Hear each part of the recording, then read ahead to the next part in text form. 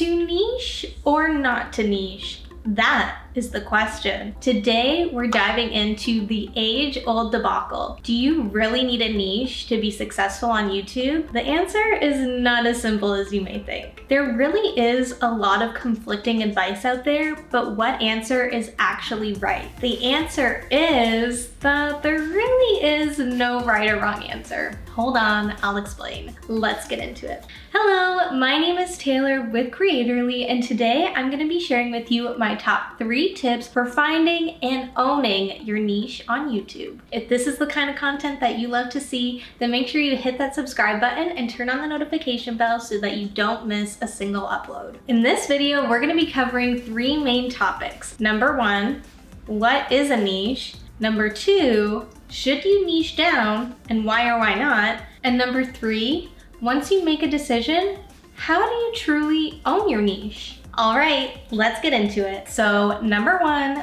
what is a niche? A niche is a specific topic that makes your channel unique. With a niche, you could go really broad, such as having your channel be all about fitness, or you can get laser focused and super specific with your niche. And a lot of people will refer to this as niching down. So you may have heard the term niching down before, but what does it mean? It basically means you take a niche, such as fitness, and you get as specific as you can with that niche and that target audience. You really narrow in on a very specific group or community of people. So instead of doing a channel all about all things fitness, maybe you're doing a channel that's more about specifically home fitness videos targeted towards new moms who are trying to get back into fitness. This is just one example of what niching down could look like, but really when it comes to niching down, you can get really specific with it. So when it comes to having a niche, you can kind of approach it from a few different ways. You can have one specific niche that you own and dominate. So back to the fitness example, say you have a channel that's about,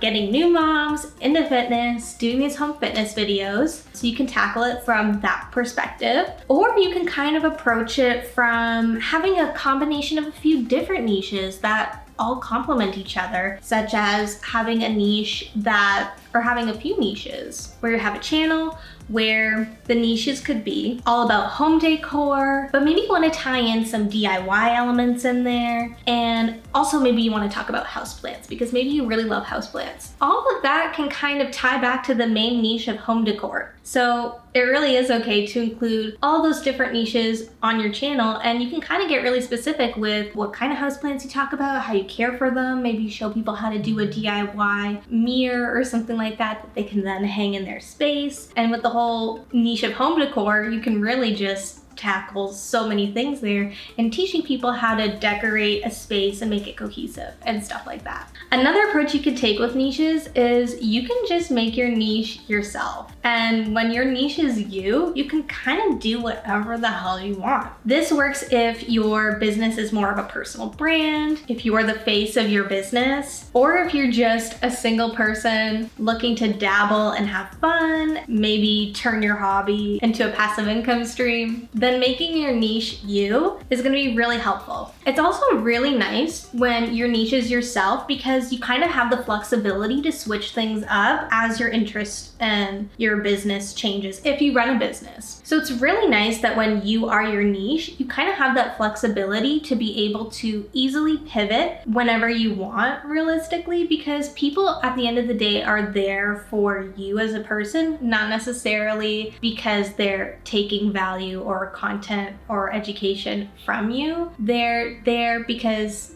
they love and appreciate you, not because they want something from you. I hope that makes sense. And when your niche is not you, when your niche is a niche, it does get a little bit trickier to pivot, but I would not let that deter you from pivoting because at the end of the day, there's only so far sometimes that a certain niche will take you. And sometimes when you get super narrow specific with your niche, you can actually kind of end up shooting yourself in the foot.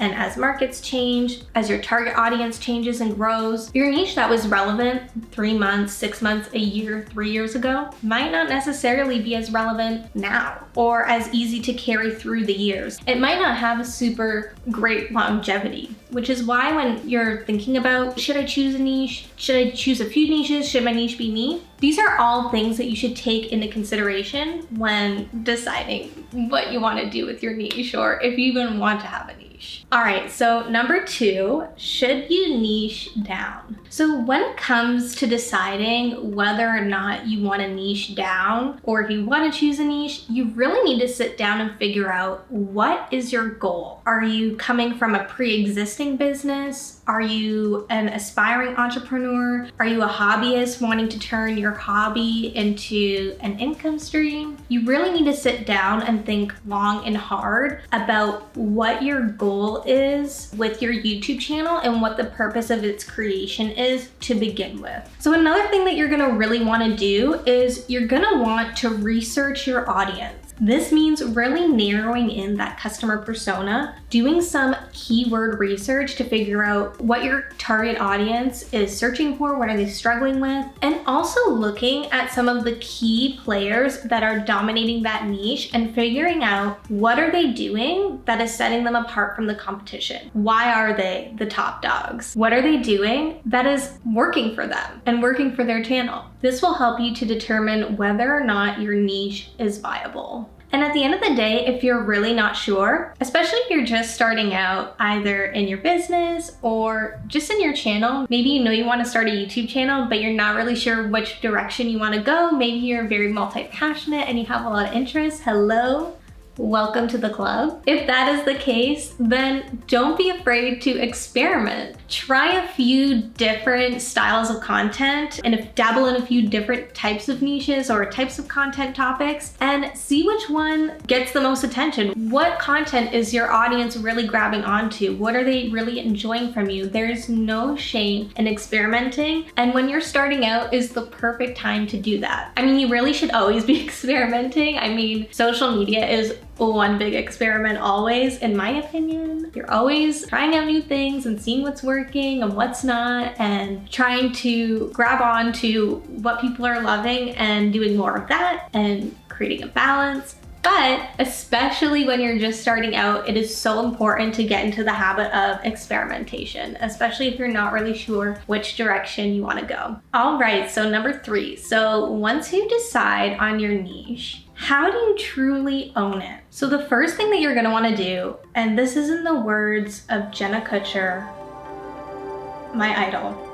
Jenna, I love you. Jenna from the Goal Digger podcast always says, find your secret sauce. And it couldn't be more true. What are you bringing to the table that your competitor isn't? Find what sets you apart from your competitors and implement that, own that. Find your secret sauce, what makes you stand out from the rest. Another thing that you can do to help you own your own niche is know what your audience needs. Never be afraid to ask your audience for feedback. Ask them to leave a comment down below letting you know what content they want to see from your channel. Make a point to regularly scour Google Trends and see what keywords are currently trending. And the best thing that you can do when it comes to knowing your audience's needs is being able to anticipate their needs. Is there a special event that's coming up? Is there a holiday that's coming up that's well celebrated within the niche? I know that for fashion and beauty bloggers, well, mainly for fashion bloggers, a huge event that recently went on that is an event that happens every year. It's a big fashion sale of the year, and it's through Nordstrom, and it's called the Anniversary Sale. Every year, Nordstrom has this huge sale, and beauty bloggers all around the world, well, around America and Canada, they covered this sale.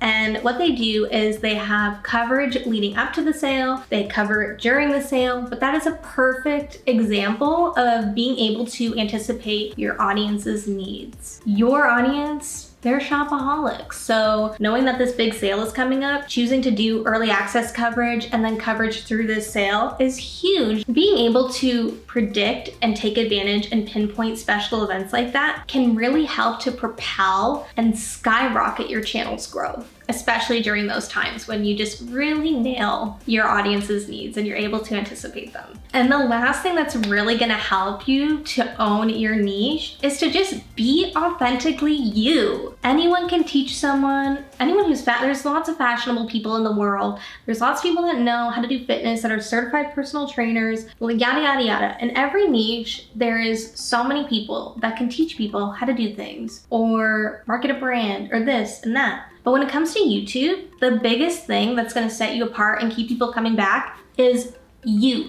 Your personality, your shining star, you. I don't know how many times I could say that. People come to your channel because they love you, they love the way that you deliver the information, and they just cling on to that beautiful personality that you have, that sustenance, that substance. So don't be afraid to be yourself. Let your personality shine, let it come through. Don't be afraid to just show up as authentically you, because that's what people are going to really grab onto the most. Okay, and this is kind of a bonus tip, but the last thing when it comes to being able to own your niche is not being afraid to pivot when something is no longer working. Even with entrepreneurship and business in general, the best thing that you can do for yourself and your business is know when it's time to pivot. That is what's going to keep you afloat, because as I was saying earlier, markets are always changing, trends are always changing, your audience is always changing, their needs are ever fluctuating. And so the most important thing is to be able to identify when something is no longer working and being able to pivot fearlessly and turn towards something new. Is it gonna be a time of uncertainty? Will there be some fluctuation in the statistics? Maybe. Well, not maybe. Yeah, there will be. But at the end of the day, it's gonna course correct itself. And once everything goes down, and then it's gonna go right back up. So don't ever be afraid to pivot, because this can actually be what saves your business, what keeps you afloat, and keeps you relevant in the social media industry. As sad as that sounds, wow, that is harsh, but it couldn't be more true. Never be afraid to pivot. All right, so those are my top 3 tips for finding your niche on YouTube. If you found this video helpful, make sure to hit that like button and subscribe to the channel so that you don't miss out on future uploads. Make sure you leave a comment down below letting us know what your thoughts are on the whole niche debacle. And if you have any other bonus tips or advice for finding and owning your niche, be sure to leave that as well. All right, until next time, thank you for watching and keep on creating.